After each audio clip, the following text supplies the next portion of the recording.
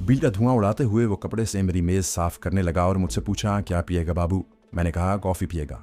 वो चला गया, मुझे उलझन में छोड़ गया। समझ में नहीं आ रहा था कि ये असली गंगू है या कोई और गंगू है, मगर स्वामी ने उसी रेस्तोरां का पता लिखा था और इस रेस्तोरां में एक ही गंगू होने का ज्यादा इम्कान था। फिर ख्याल आया कि वो मुझसे कोड वर्ड सुने बगैर हरगिज किसी रद्द अमल का इजहार नहीं करेगा। जब वो कॉफी का ग्लास लेकर मेरे पास आया तो मैंने आहिस्ता से कहा, जय सीताराम।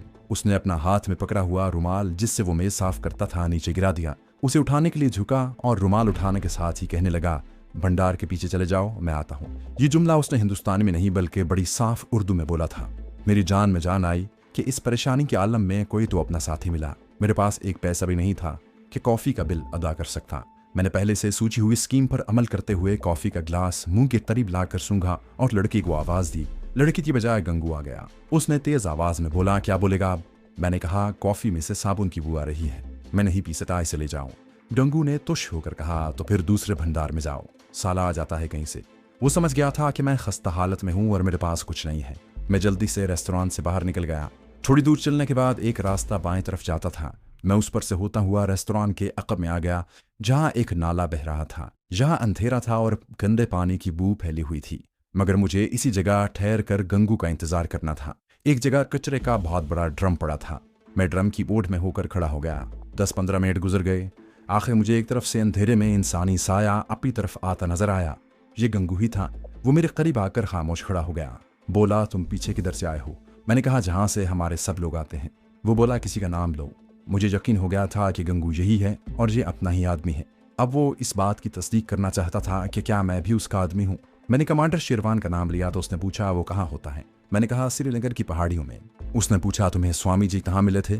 मैंने कहा, फौजी हेडक्वार्टर के टॉर्चर चैम्बर 5 में भारतीय फौजी कैप्टन जोशी के पास वो मुझे मिले थे जब मुझे सख्त टॉर्चर किया जा रहा था। गंगू ने मुझसे हाथ मिलाया और बोला, मेरे साथ आओ। मैं उसके पीछे चल पड़ा। वहां अंधेरा था। साथ वाली इमारतों की हल्की हल्की रोशनी वहां पड़ रही थी। हमने एक जगह से नाले का टूटा फूटा लकड़ी का पुल उबूर किया और उतरकर नीचे दरख्तों में आ गए। ये ताड़ और नारियल के दरख्त थे। हम इन दरख्तों में इधर उधर गुजरते काफी दूर तक चले गए। अंधेरे में कहीं झोंपड़ियां नजर आईं। वहां से आगे एक तरफ छोटा सा खोखा खड़ा था। गंगू वहां जाकर रुक गया। फिर उसने पीछे मुड़कर देखा कि कोई उसका पीछा तो नहीं कर रहा। फिर उसने धोती के टब में से चाबी निकालकर खोखी का दरवाजा खोला और अंदर दाखिल हो गया। मैं भी उसके पीछे अंदर चला गया। अंदर अंधेरा था और नारियल के तेल की बू फैली हुई थी। गंगू ने दरवाजा बंद कर दिया और माचिस जलाकर एक मोमबत्ती रोशन कर दी। खोखा एक तंग सी जगह थी जहां फर्श पर चटाई बिछी थी और कोने में टीन का संदूक पड़ा था और रस्सी के साथ पुरानी धोती लटक रही थी। गंगू चटाई पर बैठ गया और मुझे भी अपने पास बिठा लिया। कहने लगा, जिस रोज जियागामी खाड़ी में इंडियन नेवी के 2 जहाज धमाके के बाद गर्क हो गए थे, मैं उसी वक्त समझ गया था कि अपने कश्मीरी कमांडो पांडिचेरी में पहुंच गए हैं। मुझे सबसे पहले ये बताओ कि तुम्हारा कोई और साथी तो नहीं पकड़ा गया? मैंने कहा, मेरे साथ सिर्फ एक ही कमांडो था। वो जहां हम ठहरे हुए थे वहां से 5 मिनट पहले ही निकल गया था। गंगू ने पूछा, तुम सिर्फ 2 ही थे? मैंने कहा, हम तो सिर्फ 2 ही थे, बाकी अगर जहां हों तो मुझे उनका मालूम नहीं। गंगू ने मुझे बीड़ी देते हुए कहा, बीड़ी पियोगे? मैंने बीड़ी ले ली। उसने माचिस जलाकर मेरी बीड़ी सुलगाई। एक बीड़ी खुद भी सुलगाई और बोला, तुम खुशकिस्मत हो कि इस फौजी कैंप में तुम्हें ले जाया गया जहां हमारे लीडर स्वामी गोरखनाथ के फेस में आते जाते रहते हैं। उन्हें यकीनन पता चल गया होगा कि कश्मीरी कमांडो को पकड़कर वहां लाया गया है। वो अचानक कैप्टन जोशी के पास नहीं गए होंगे। वो सोची समझी स्कीम के तहत वहां आए होंगे। मैंने कहा, मेरा भी यही ख्याल है, क्योंकि जब मैं और वो टॉर्चर चैम्बर में अकेले थे तो उन्होंने कागज में लिपटा हुआ पिस्तौल थैले में से निकाल कर मुझे दिया और कहा था कि इसमें एक पर्चा भी है जिस पर एड्रेस लिखा है जहां मुझे गंगू बैरे से मिलना है। इस मतलब है कि वो पहले से जानते थे कि मैं वहां मौजूद हूं और उन्होंने मुझे वहां से फरार होने का मौका फराहम किया है। चुनाचे वो पर्चा लिखकर और पिस्तौल लेकर मेरे पास आए थे। गंगू ने पूछा, वो पिस्तौल कहाँ है? मैंने पतलून की पिछली जेब में से पिस्तौल निकाल कर उसको दिया। वो मोमबत्ती की रोशनी में पिस्तौल को बड़े गौर से देखने लगा। फिर बोला, ये पिस्तौल हमारे एक साथी ने पांडिचेरी के एयरफोर्स डिपो से उड़ाया था, ये तुम अपने पास ही रखो। मैंने उसे कहा कि अब तक मुमकिन है मेरे फरार का फौज को इल्म हो गया हो।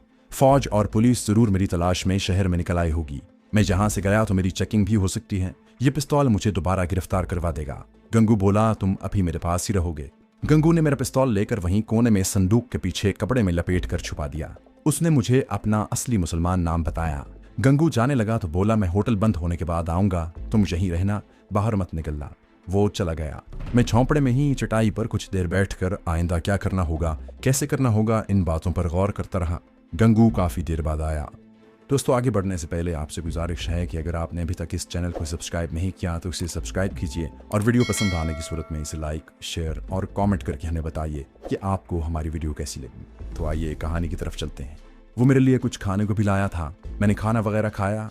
उसने कहा, मैंने स्वामी जी को पैगाम भिजवा दिया है कि तुम मेरे पास पहुंच गए हो, वो कल रात तुमसे मुलाकात करेंगे। मैंने कहा, गंगू भाई, मेरा नागपुर वापस पहुंचना बहुत ज़रूरी है। वो बोला, स्वामी जी ही इसका इंतज़ाम करेंगे, तुम अकेले जहाँ से निकले तो पकड़े जाओगे। सबसे पहले तो सुबह तुम्हारे लिए नए कपड़े लाऊंगा, ये गंदे हो रही हैं। मैंने उसे पूछा, स्वामी जी क्या मुझसे मिलने आएंगे? गंगू ने कहा, नहीं, हमें उनके पास जाना होगा। ये मैं तुम्हें कल शाम को ही बता सकूंगा कि स्वामी जी से कहाँ मुलाकात होगी। उसके बाद गंगू सो गया। मैं भी सो गया। दूसरे रोज काफ़ी देर तक सोया रहा। गंगू जा चुका था। दिन काफ़ी निकल आया था। गंगू मेरे लिए चाय वगैरह लेकर आया। कहने लगा, इस खोखे के पीछे नलका लगा हुआ है, तुम वहां जाकर मुंह हाथ धोआओ। मैं बाहर निकल कर नलके पर गया, मुंह हाथ धोया, पानी पिया और वापस खोखे के अंदर आकर बैठ गया। गंगू बोला, मैं दोपहर को तुम्हारे लिए कुछ खाने को भी लाऊंगा और तुम्हारे लिए दूसरे कपड़े भी लाऊंगा। मैंने कहा, मेरे लिए कहीं से कोई पुरानी पतलून और कमीज ही ले आना, धोती कुर्ता ना लाना। मैं पतलून कमीज में वापस नागपुर जाना चाहता हूँ। वो चला गया। दोपहर को मेरे लिए चावल और सब्जी लेकर आ गया। एक बंडल में पुरानी पतलून और धुली हुई कमीज थी। मेरी जैकेट तो फौजी टॉर्चर सेंटर में ही रह गई थी। मैंने गंदे कपड़े उतार कर वो पहन लिए। मैंने उसे कहा कि फौज को मेरे फरार का इल्म हो गया होगा, क्या इस बारे में तुम्हें कोई खबर है? वो बोला, ऐसी खबरें बाहर नहीं निकला करती। फौज और पुलिस इन खबरों को खुफिया रखती है। इससे एक तो उनकी बदनामी होती है कि इतना खतरनाक कमांडो उनकी हिरासत से बाहर निकला, दूसरे वो अपनी सरगर्मियों से मफरूर कमांडो को बेखबर रखना चाहते हैं। वैसे ये बात यकीनी है कि अब तक खुफिया पुलिस और मिलिट्री इंटेलिजेंस के आदमियों ने सफ़ेद कपड़ों में शहर की नाकाबंदी कर दी होगी। गंगू जय भारती भंडार में मामूली बैरे की हैसियत से मुलाजिम था। उसे सुबह से लेकर रात तक वहाँ काम करना पड़ता था। दोपहर को गया तो रात के 9 बजे वापस आया। कहने लगा, तुम्हें स्वामी जी से मिलने उनके मंदिर चलना होगा। वो रात के 10 बजे तक मंदिर में ज्ञान ध्यान में मसरूफ़ रहते हैं। हम यहाँ से पूरे 10 बजे निकलेंगे। वहाँ तुम पतलून और कमीज़ की बजाय धोती कुर्ता पहन कर जाओगे। उसने संदूक में से एक गहरे रंग की 4 खाना लुंगी और उसी रंग का कुर्ता निकाल कर मुझे दिया। मैंने पतलून कमीज उतार कर लुंगी और कुर्ता पहन लिया। पाँव में गंगू की चप्पल पहन ली। जब रात के 10 बज गए तो गंगू मुझे लेकर एक तरफ रवाना हो गया। वो खुदा जाने कहाँ कहाँ से गुजरता रहा। कभी झाड़ियाँ और वीरान इलाका आ जाता, कभी आबादी शुरू हो जाती। आखिर मुझे एक जगह ढलवान छतों वाले एक मंजिला मकानों से कुछ फासले पर एक मंदिर नजर आया, जिसका स्टाइल जुनूबी हिंद के मंदिरों वाला था। ये कोई बड़ा मंदिर नहीं था। हम मंदिर के अंदर जाने की बजाय उसके अकब में आकर बैठ गए। जो बिल्कुल वीरान सी जगह थी, वहाँ अंधेरा और खामोशी थी। मुझे कोठरी में बिठाने के बाद गंगू ने अंदर ताक में रखा हुआ तांबे का एक दिया रोशन कर दिया। उसकी रोशनी में मैंने देखा कि दीवारों पर कहीं कहीं जाले लगे हुए थे। मैं पटसन की चटाई पर बैठ गया। गंगू बोला, मैं ज़्यादा देर यहाँ नहीं ठहर सकता, मैं जाता हूँ। स्वामी जी तुमसे मिलने खुद आ जाएंगे। उनसे बातें करने के बाद तुम मंदिर के गेट के पास आ जाना, मैं वहां से तुम्हें ले लूंगा। वो चला गया। मैं बंद कोठरी में अकेला बैठा रहा। तांबे का पुराना दिया जल रहा था। थोड़ी देर बाद बाहर किसी के कदमों की चाप सुनाई दी। मैं उठकर खड़ा हो गया। दरवाजे को मैंने अंदर से चटखनी लगा दी थी। कदमों की चाप दरवाजे के पास आकर रुक गई। मुझे स्वामी जी की आवाज़ सुनाई दी, जय सीताराम, दरवाज़ा खोलो। मैं स्वामी जी की आवाज़ पहचानता था। मैंने दरवाज़ा खोल दिया। स्वामी जी अंदर आ गए। उन्होंने दरवाज़ा बंद करके चटखनी लगा दी। वो उसी गेरुए लिबास में थे। मेरे करीब चटाई पर बैठते ही बड़ी साफ उर्दू में कहने लगे, अल्लाह का शुक्र है कि तुम खैरियत से गंगू के पास पहुंच गए। मुझे तुम्हारी फिक्र थी। मैंने कहा, आपको कैसे मालूम हो गया था कि मैं फौज के टॉर्चर चैम्बर में हूँ? स्वामी जी ने, जो मुसलमान थे और हमारे अपने गाजी और मुजाहिद थे, मुस्कुराकर कहा, यह मालूम करना मेरी ड्यूटी में शामिल है। कैप्टन जोशी मेरा मुरीद है। मैंने उसे कुछ ऐसी शोबदाबाजी दिखाई हुई है कि वो मेरा गर्विदा हो चुका है। मुझे उसी की ज़बानी पता चला था कि फ़ौज ने इन पाकिस्तानी कमांडोज को गिरफ्तार कर लिया है, जिन्होंने जियागामी की खाड़ी में इंडियन नेवी के 2 असलहा बरदार जहाज़ों को तबाह किया था। उसके बाद मैंने एक मंसूबा बनाया और तुम्हारे तक पहुंच गया। मैंने स्वामी जी से पूछा, टॉर्चर चैम्बर से मेरे फरार होने के बाद आप पर तो किसी को शक नहीं पड़ा कि आपने कमांडो को फरार होने में मदद दी है? स्वामी जी बोले, मैंने जहाँ की फ़ौज के सीनियर ऑफिसर में अपना जो मकाम बनाया है, उसका अंदाज़ा तुम इस बात से लगा सकते हो कि किसी को मुझ पर ज़रा सा भी शक नहीं पड़ा। बल्कि उल्टा कैप्टन जोशी में पहरे पर जो लांस नायक मौजूद था और जिसे तुमने बेहोश कर दिया था, उसको क्वार्टर गार्ड में बंद कर दिया। बहरहाल इन बातों को तुम छोड़ दो। तुमने हिंदू बनकर धर्मवीर के नाम से मिलिट्री इंटेलिजेंस की डिफेंस ब्रांच के मेजर शरद दीवान के घर में जो मकाम बनाया है, उसे बना रहने चाहिए। खुदा ने बड़ा करम किया कि ऐन वक्त पर तुम फरार हो गए, वरना मेजर शरद कल सुबह पहुंचने वाला था। वो तुम्हें देख लेता तो सारे किए कराए पर पानी फिर जाता। और ये बात हमारे हक में सख्त नुकसानदेह साबित होती, क्योंकि तुम धर्मवीर के रूप में मेजर शरद के करीब रहकर भारतीय फौजी हाई कमांड के पाकिस्तान दुश्मन राज मालूम कर सकते हो। तुमने जो जगह बनाई है यहाँ तक हमारे आदमी नहीं पहुंच सकते। अब तुम्हारा वापस नागपुर जाना बहुत ज़रूरी है।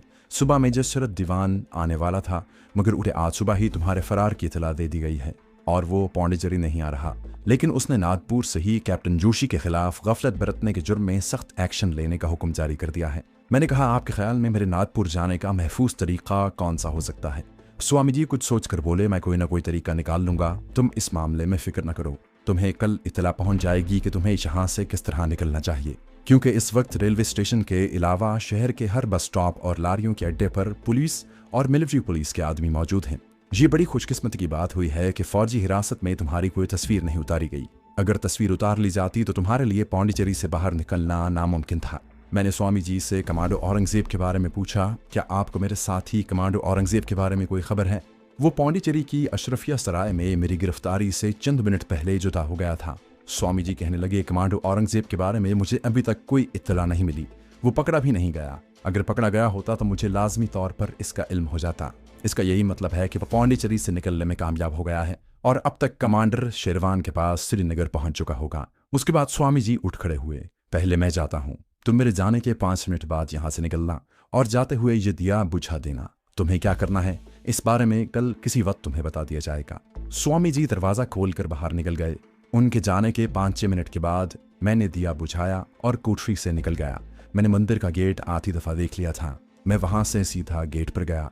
वहां गंगू एक तरफ अंधेरे में खड़ा मेरा इंतजार कर रहा था। उसने मुझे पीछे आने का इशारा किया और आगे आगे चलने लगा। हम जिस रास्ते से आए थे उसी रास्ते से गुजरते हुए वापस गंगू की झोंपड़ी या खोखे में पहुंच गए। मैं गंगू को स्वामी जी के साथ जो बातें हुई थी बताने लगा तो उसने कहा, इन बातों को बताने की जरूरत नहीं है, अब तुम सो जाओ। मैं होटल जा रहा हूँ, दरवाजे को अंदर से कुंडी न लगाना, मैं रात को आकर सो जाऊंगा, कल सुबह मुलाकात होगी। वो चला गया। उसका होटल रात को 12 बजे के बाद बंद होता था। दूसरे रोज भी मैंने आधा दिन गंगू के झोंपड़े में ही गुजारा। दोपहर के बाद गंगू आ गया। उसके हाथ में कपड़े की गठरी थी। वो मेरे लिए खाना भी लाया था। झोंपड़े में आकर उसने कहा, पहले खाना खा लो फिर बात करेंगे।